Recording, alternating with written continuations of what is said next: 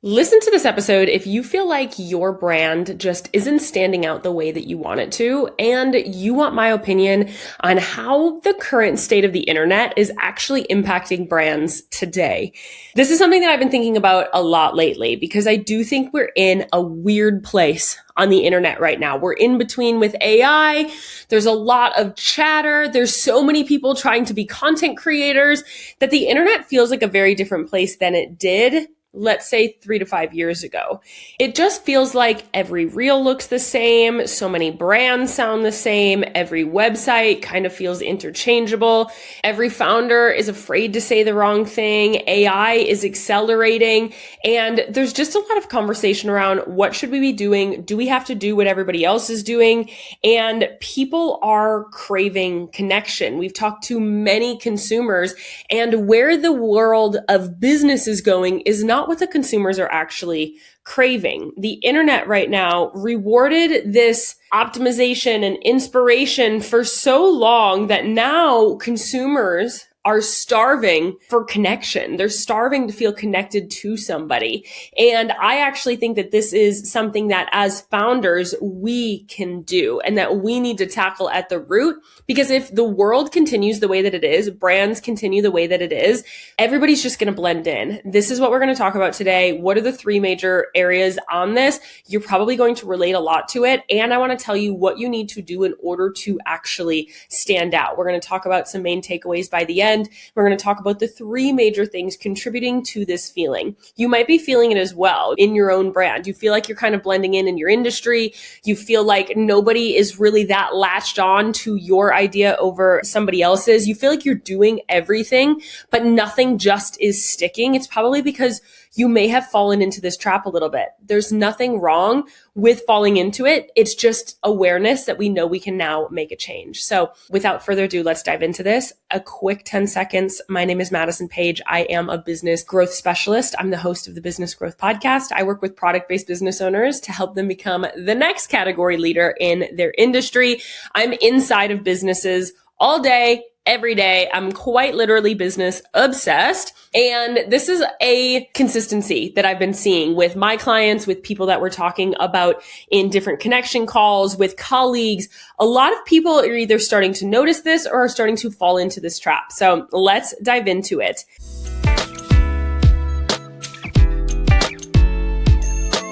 Really, at the end of the day, I think what happened here is that the internet rewarded optimization, meaning it said, here's the algorithm. You need likes, you need comments, you need followers, and follow the trends in order to get there. I think what happened is some people kind of like quote unquote cracked the code. And then so many people wanted to become content creators. And now social media is one of the best things that have ever happened to business owners. Do I think it's great for society? No. Do I spend lots of time on social media? Unfortunately, yes.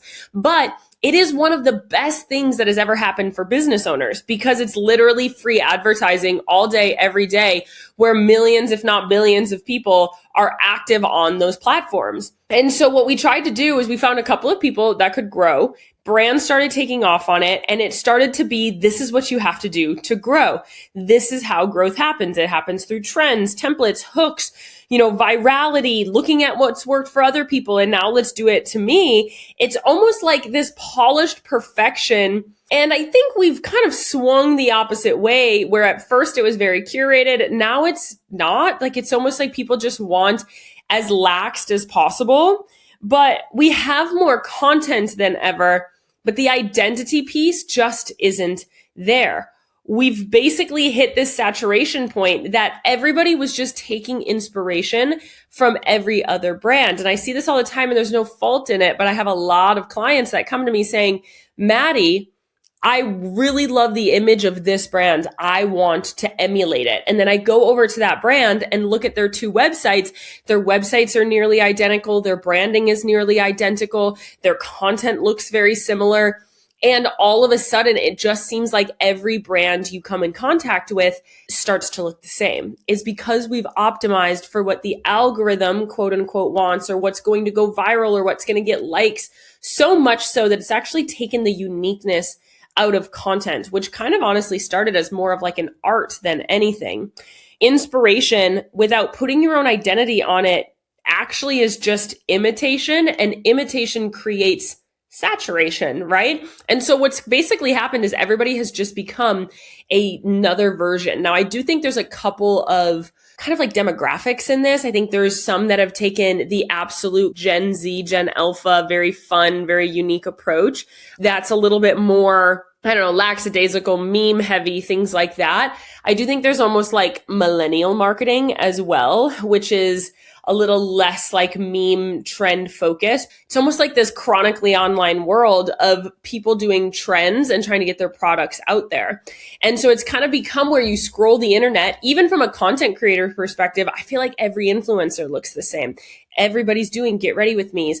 And if you look at the ones that are breaking out and you look at the ones that are growing, they're the ones that are not looking at what everybody else is doing. They're just being authentic. They're doing something different. They choose a really fun, unique signature series. They're using a different type of voice. They're talking about different things in their content than what the majority of people are. Brands basically became algorithm first instead of identity first. So it kind of sucked the soul out of many brands. But the ones that are winning aren't allowing that to happen. I think the second part as to why the internet feels this way right now is because of AI. Now, I could record a million episodes on AI. I just want to say I am pro AI in business. I use AI every single day in business. I think the people that are not utilizing AI are going to be behind in a year if you don't start, because it is the amount of productivity that you can have. And I know so many of you come to me saying, Maddie, there's not enough hours in the day. And then you're also not utilizing AI. You're doing yourself a disservice.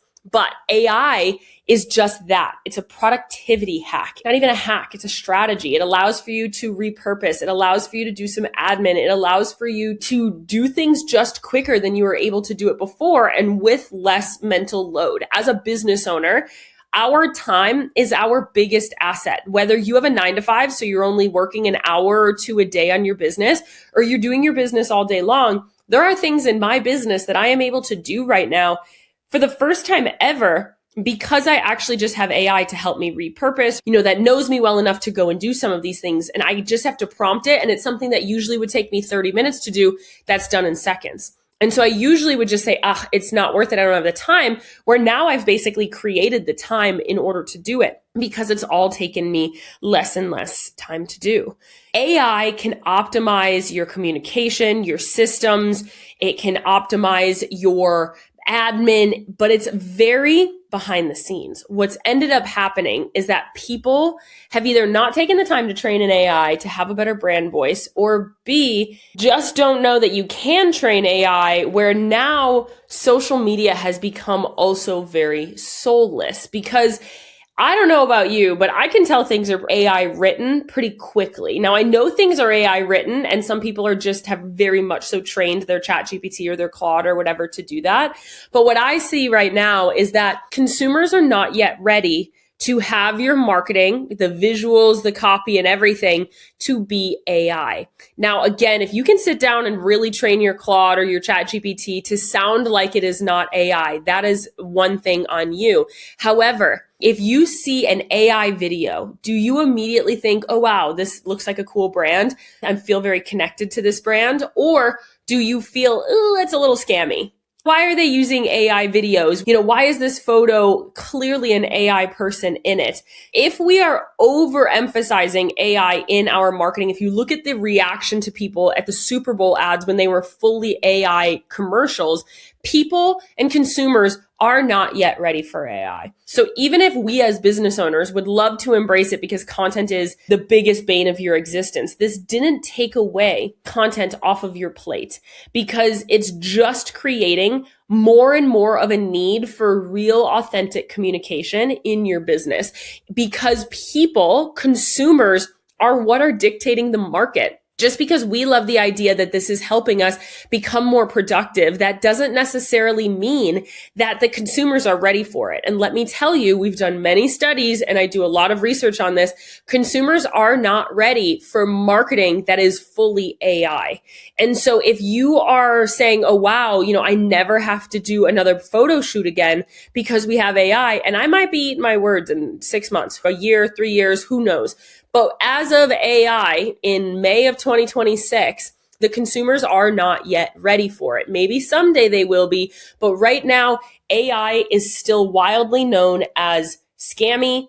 It's known as untrustworthy, and it just doesn't have a good perception when people are utilizing AI. Now, I do think you can use it for graphics. I do think you can utilize it for like studio photos in your business, because many of those don't actually look like AI.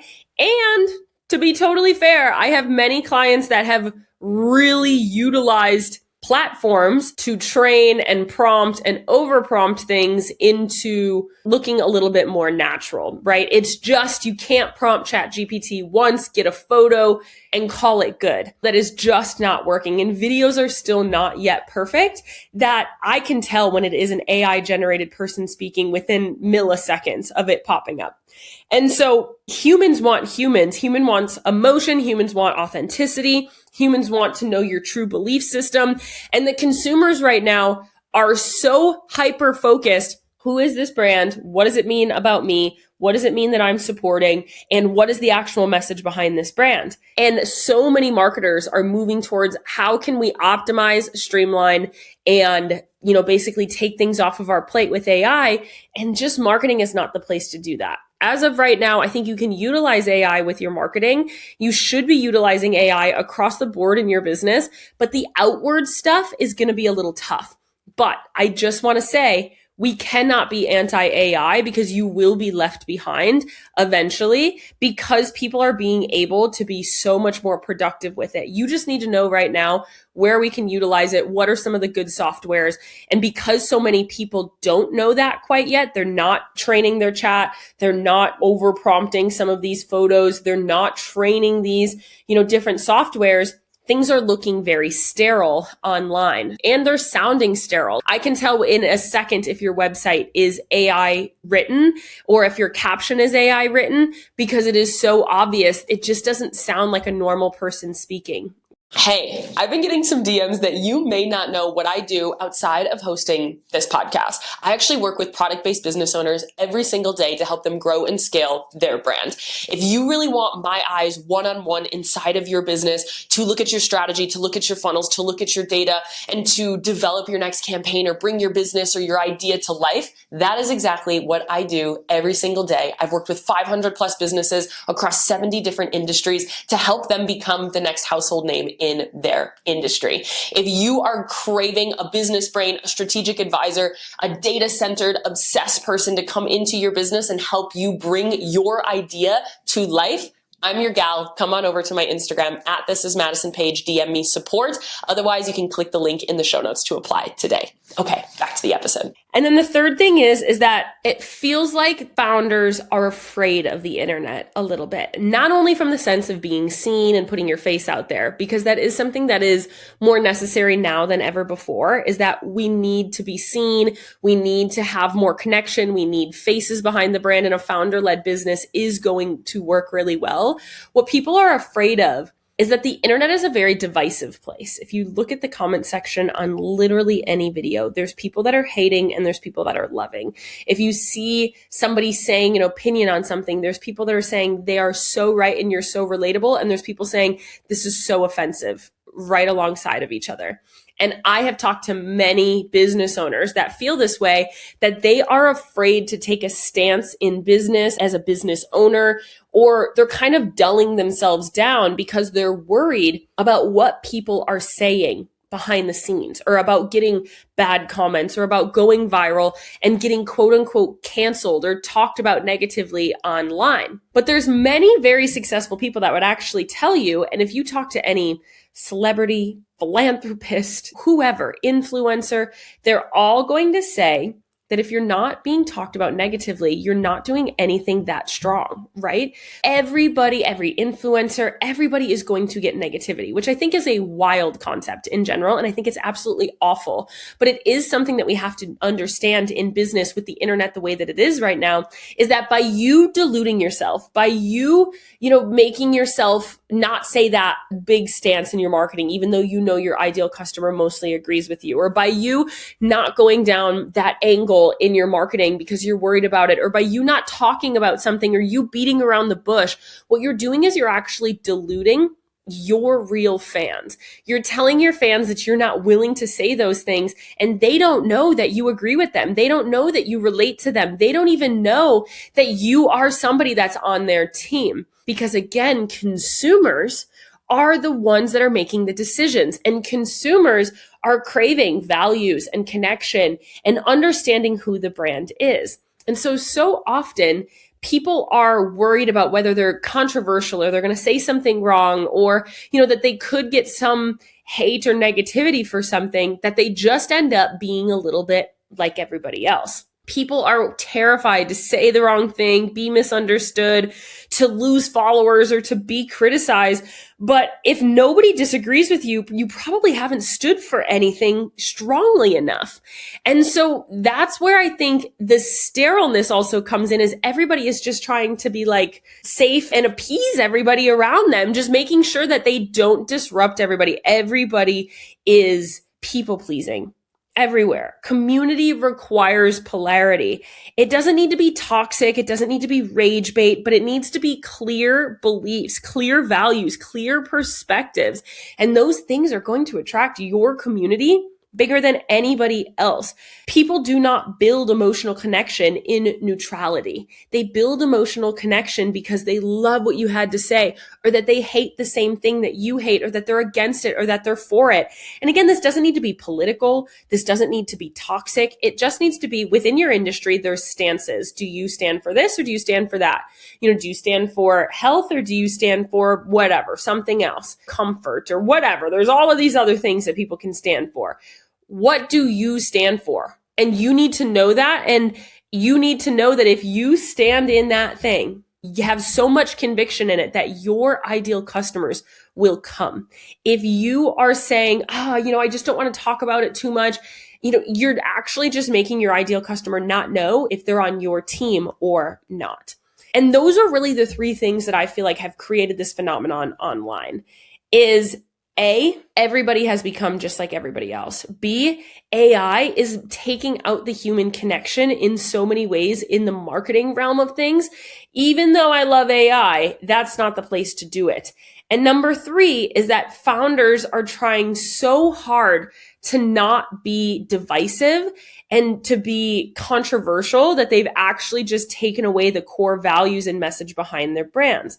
But the funniest part here is that the brands that are winning feel textured, emotional, human, specific, founder-led. Brands that are winning have these pieces that are unique. They're not just looking at what everybody else is doing. They're actually saying, what is everybody else doing? What's working? How can I put my own spin on it? How can I come up with my own signature series? How can I, have a different looking brand than everybody else? How can I do a fun, unique photo shoot as opposed to just doing the photo shoot that's trending right now?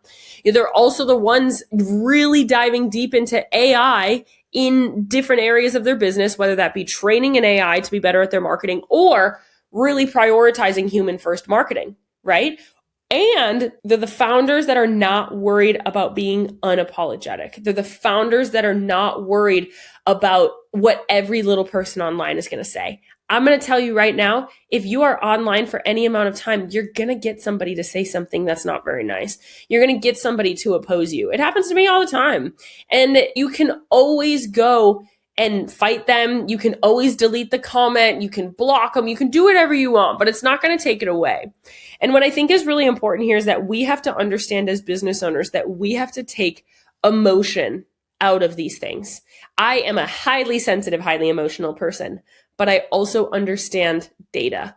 I also understand strategy, and I also understand how to run a business pretty dang well.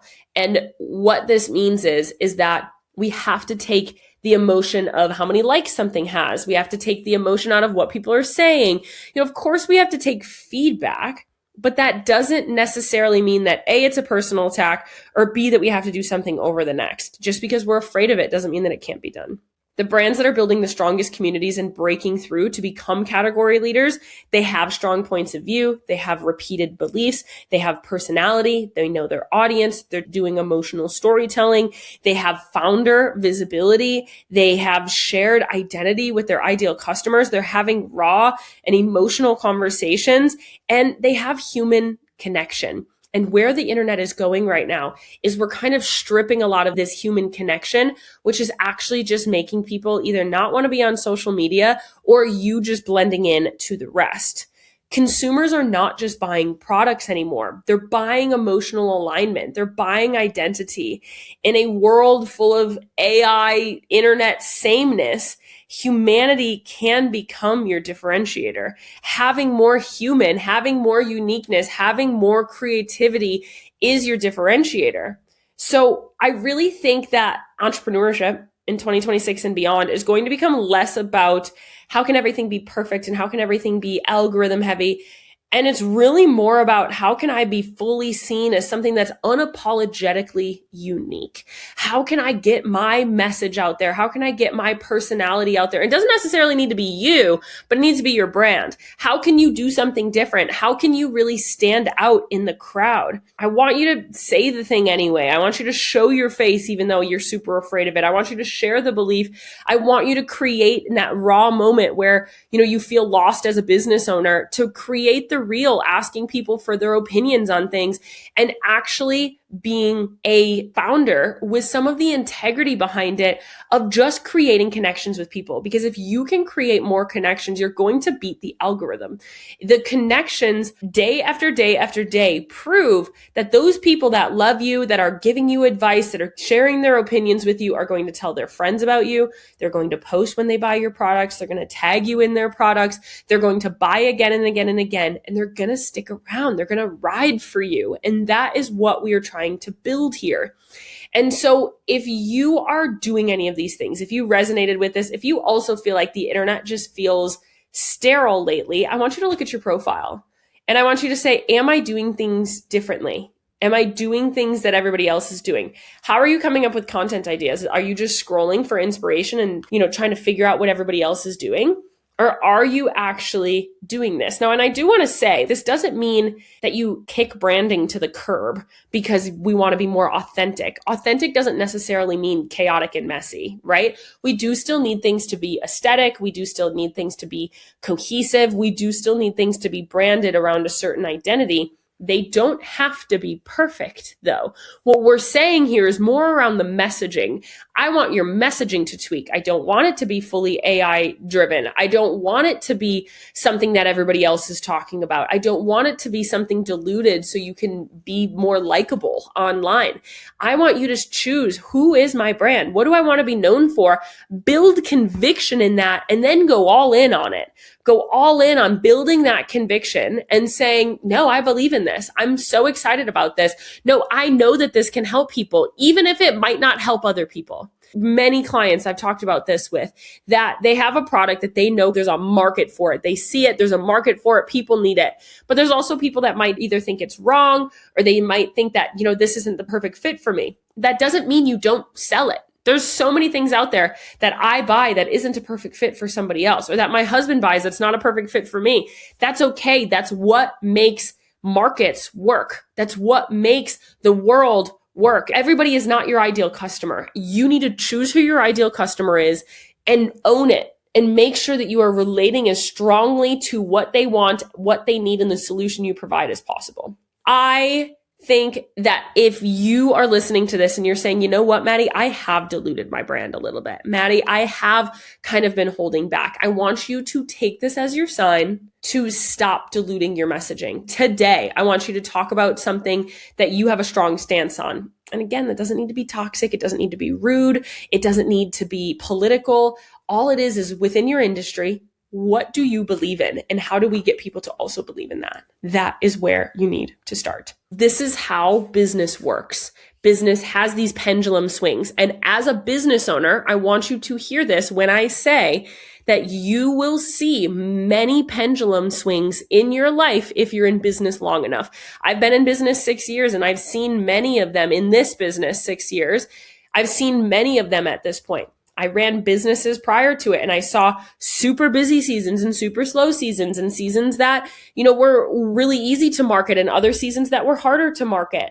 And so understand that you will always see these pendulum swings and it's on you to figure out if you are going to adapt or you're going to stay consistent and stay in the outdated. Right now, I think people are almost trying to be too much like everybody else. I want you instead to be the brand that you want to be, because that is where you will see the differentiators. I hope this was helpful for you. If this was inspiring, or if you feel like somebody needs to hear it, please put it in the Biz Bestie group chat, send it to your best friend, whoever it might be, send it to your business owners, and I would love to hear your thoughts on it. Feel free to come on over to me on Instagram at This Is Madison page, and we can continue this conversation. I love you. I'm rooting for you. I'm in your corner always, and I will talk to you in the next episode.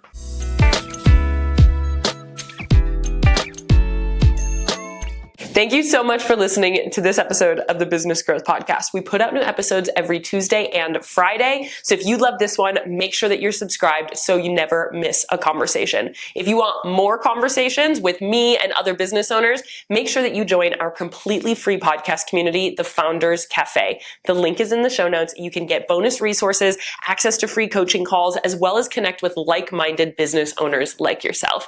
Make sure that you rate and review the podcast 5 stars, share it with a friend to keep those conversations moving, and come back every Tuesday and Friday. I'll see you there.